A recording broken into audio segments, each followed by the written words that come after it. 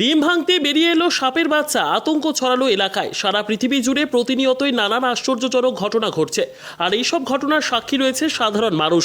যেসব ঘটনা বা দৃশ্য মানুষ আগে কিন্তু দেখেনি, সেই রকমই এক ঘটনার সাক্ষী রইল জামুরিয়ার খোট্টাডিহি গ্রামের বাসিন্দারা।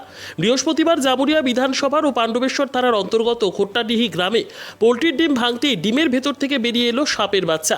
এমনটাই অনুমান করছেন শ্যামলা অঞ্চলের খোট্টাডিহি গ্রামের ডিহিপাড়ার বাসিন্দারা। এই ঘটনায় আতঙ্কিত এলাকাবাসী। ডিহিপাড়ার বাসিন্দা শেখ মান্নারের স্ত্রী মালা বিবি সকালবেলা তার ছেলের জন্য ডিম ভাজতে গেলে ডিমের ভেতর থেকে বেরিয়ে আসে সাপের বাচ্চা। এই দৃশ্য দেখে আতঙ্কিত শেখ মান্নার পরিবার সহ ডিহিপাড়ার বাসিন্দারা। স্থানীয় বাসিন্দা সোমনাথ মণ্ডল জানান যে এই ধরনের বিরল ঘটনা তাদের এলাকায় প্রথম দেখলো।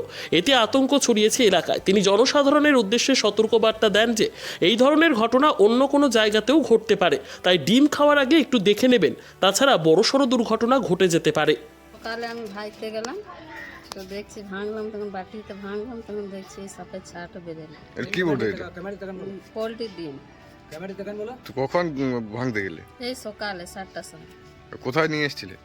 ওই দোকানে নিয়ে এসছে, এবার কোথায় নিয়ে এসছে আমি জানি না। কাজে গেছে, সন্ধ্যায় আসুক তখন জিজ্ঞেস করবো কার দোকানে এনেছে। তো এটা কিভাবে বুঝলেন যে এটা সাপ? ওই বাটিতে যখনই ঢাললাম তখন ওই লম্বা মতন বেরোলো, তখন ওই যে আউট করলাম কি এটা সাপ বটে।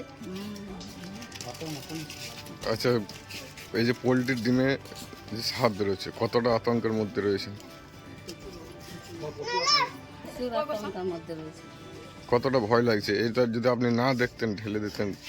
তাই খেয়ে নিত, বাচ্চা ছেলে খেয়ে নিত, যেতে কিছু হয়ে যেত। এই ডিম যেমন বন্ধ হয়ে যেত, এই যদি রাত্রেই ভাইতাম তাহলে কি হতো? আচ্ছা, আপনি কি বলতে চাইছেন, মানে কি বলতে চাইছেন যে এবার ডিম খেতে গেলে সবাইকে কি বলতে চাইছেন, যে দেখে খাবেন?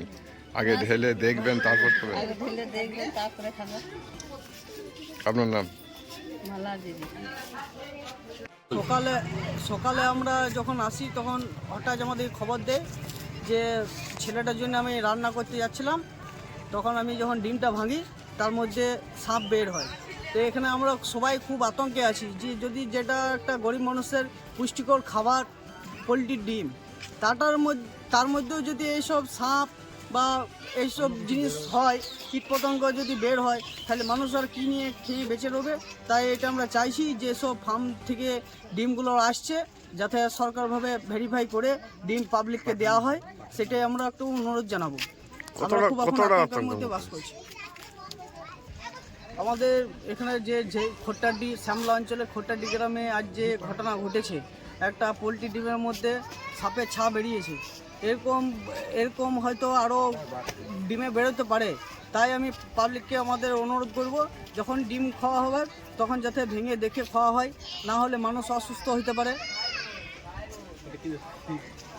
আপনার নাম? আমার নাম সোমনাথ মন্ডল।